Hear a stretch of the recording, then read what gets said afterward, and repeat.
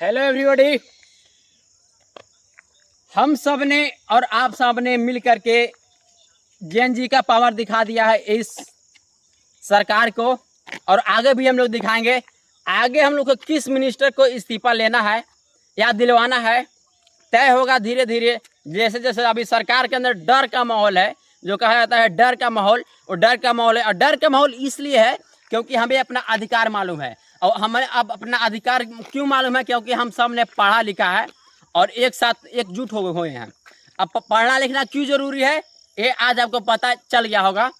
और पढ़ने लिखने से नहीं, अपने अधिकार के बारे में जानने से भी बहुत कुछ होता है। और आपको अपना अधिकार कौन बता रहा है? मैं बता रहा हूँ। इसलिए आप मेरे चैनल को सब्सक्राइब जरूर करें और लाइक और फॉलो जरूर करें। चलिए आज आपको कुछ और अधिकार के बारे में बताता हूँ। कल मैंने आपको आर्टिकल 30 तक कंप्लीट किया था। आज मैं आपको आर्टिकल 31 और 32 बहुत ही इंपॉर्टेंट है। 32 में 5 प्रकार का रिट है भारत सरकार द्वारा जारी किया गया, जो सीधा हम लोग पर लागू होता है, जो हम लोग को अधिकार देता है कि सीधा हम सुप्रीम कोर्ट में जाते हैं।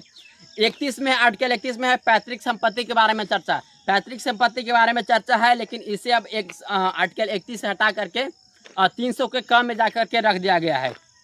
आर्टिकल 32 में 5 प्रकार के रिट है। पहले कहता है बंदी पर पर्चीकरण। बंदी पर्चीकरण के कहने का अर्थ है कि अगर आपको पुलिस अरेस्ट करती है तो 24 घंटे के भीतर न्यायालय में पेश करेगी और सशरीर पेश करेगी, पूरा एकदम शरीर पेश करेगी। ऐसा ना एक सिर्फ आपको अरेस्ट का डॉक्यूमेंट लेकर के जाएगी, ऐसा बिल्कुल नहीं करेगी। और सेकंड में है परमादेश।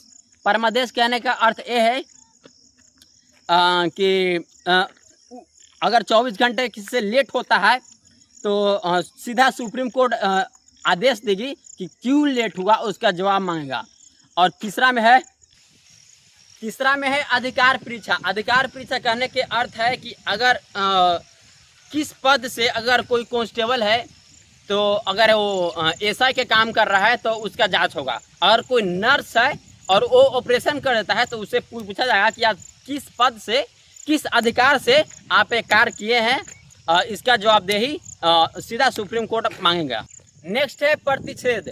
प्रतिषेध कहने का अर्थ है कि निचली अदालत ऐसा कोई काम ना करे कि जो गलत हरकत हो उसे सुप्रीम कोर्ट रोकेगी कि आपके अधिकार में नहीं है, इसे रद्द करेगी।